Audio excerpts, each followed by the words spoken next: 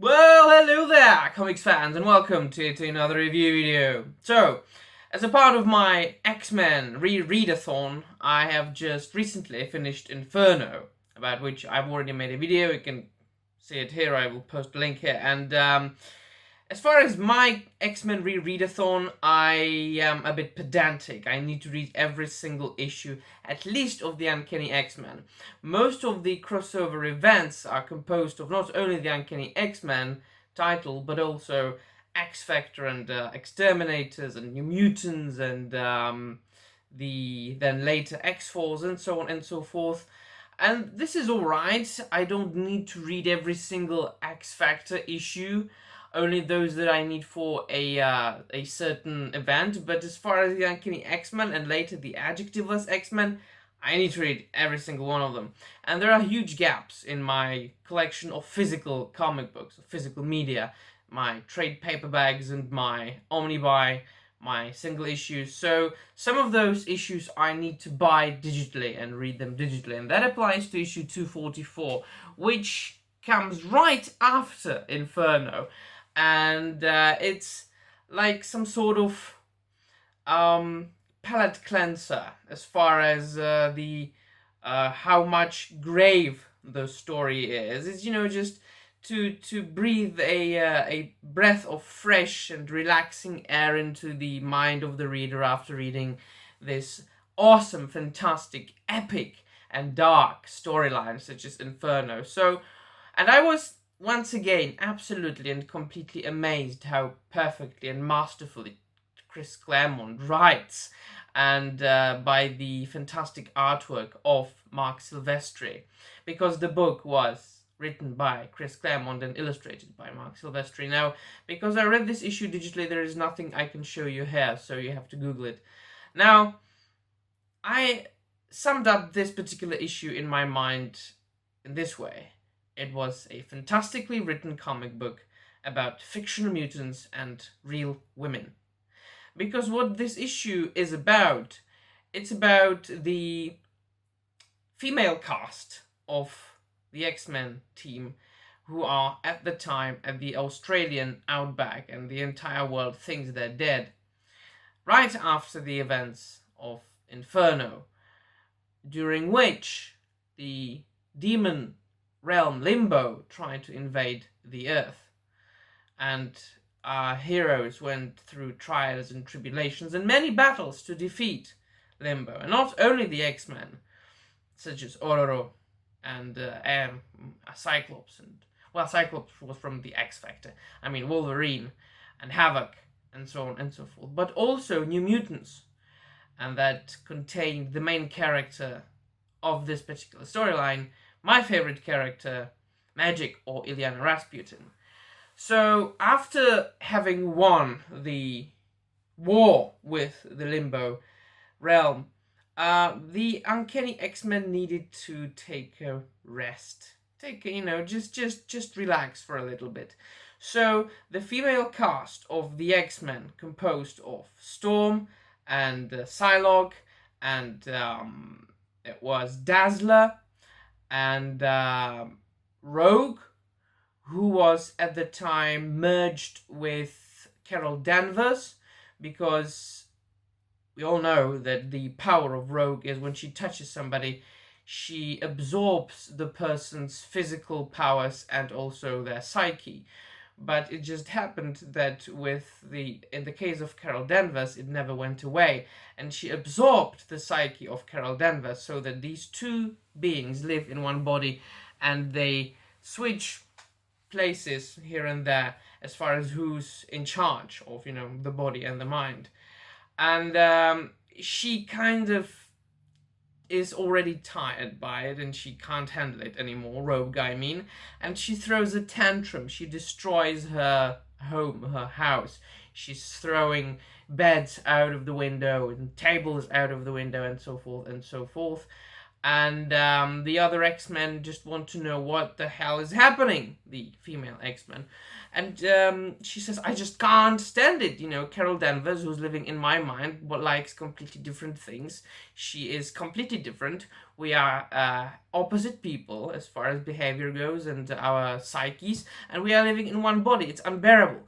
And that's when Carol Danvers takes, charge and calms her down. But the X-Men, the female X-Men, then decide, and especially Dazzler, it was Dazzler's idea, to take a rest and to relax. In what way? In a way that I dare say the majority of young women, young females in the world would relax. They go shopping. They go to a mall, right? So they go shopping for some clothes. They want to have some fun. So they do that in a modern comic book. Do you know what they would do in a modern comic book? They would do the science, and they would kick asses of all the white men there are. Boring and predictable as fuck. Not this one. This is a comic book about fictional mutants and real women, real people, because that's what real people do these days, and did back then in the 20th century, and in the 21st century when there's not a pandemic case, right? Just go shopping! Just, relax. I prefer to go to a forest or take a walk. Exercise a little bit. But I know that most people, from the civilized world go shopping to relax, so why not? And they want to have some girly fun, right? And because they are, or they have been living together for some time, they argue time after time. Yes, they are all friends, but at the same time, their opinions differ. Opinions, as far as some things, they differ. So sometimes they argue. So they are friends, but they're not like, you go, girl, we will be friends forever. Whatever you do, I don't care. We all love the science, and we're gonna kick some male asses. We don't need no men. And that's another thing. They are actually admiring handsome men, and they go to a female strip club where males perform the stripping, and I think it was Dazzler who actually paid the male stripper to dance with Storm, with Ororo, and she was first like, I am the leader of the X-Men, I can't do that, I can't be having fun like that, shopping and dancing with strippers, what am I? Some sort of youngster? But she does in the end, because she's a woman, she loves men. And when there is a handsome, muscular man dancing in front of her and saying, oh hey, dance with me, Ororo, she does, because why not? It's fun. It's funny, it's fun, so fuck you, why not? This comic book couldn't have been written today. It couldn't have. It would be called ist and ism. It would be called sexist and genderphobic and even racist and I don't know what. And I don't even care, because I don't like to read modern comic books. I like to read comic books like that. And in addition to this was the first appearance of Jubilee, who later becomes another member of the X-Men. And she's just recently discovered her powers.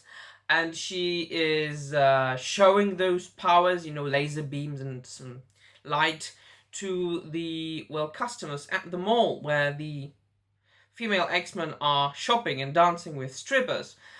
And, of course, the fact that she's showing her powers so openly, this fact is not very good in the eyes of the security there. So they summon a team, some sort of mutant Ghostbusters.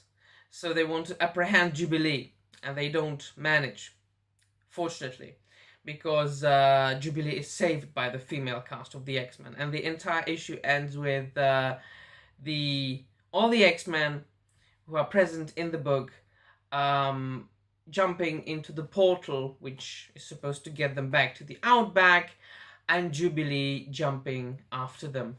Because she says, I've got nothing to do anyway, everybody's chasing after me, nobody likes me here, I'm going to follow them. And that's how all the relationship between Jubilee and the other X-Men begins. So it was a tremendously fantastic and adventurous issue, packed with action, very well written, masterfully drawn. As I said, Mark Silvestri, come on, one of the greatest artists in the world, not only X-Men artist, but in general. And as I said, a slice of life as well. A story about real women, real people wanting to catch some breath after a huge battle with a fucking limbo with hordes of demons. So they go to a mall, they go shopping, and then they see some male strippers. What was a male stripper doing in a mall? Or were they in a bar somewhere? I now forgot. Well, I read it yesterday very late at night. Well, never mind. In any case, I enjoyed it, and issue 245, which I'm going to read shortly, is about, well, the male cast of the X-Men having their own kind of fun, so I suppose they'll go drinking. Stories about people. The X-Men. Chris Claremont. That's what comic books about. The combination of the unreal, the fictitious, and the real people. And not people that are twisted by socio-political agendas. Well, never mind. I absolutely love this issue, and I have to get it. Ideally CGC'd so I can display it on my wall somewhere. So let me know in the comments down below if you've read X-Men or the Uncanny X-Men issue 244, whether you liked it or not, and so on and so forth. Then do not forget to dislike this video if you don't like it, or like this video if you like it, and subscribe to this unimportant channel of an unimportant geek talking about unimportant things. That will be all from me, my friends. See you soon. Keep reading good stuff, and bye.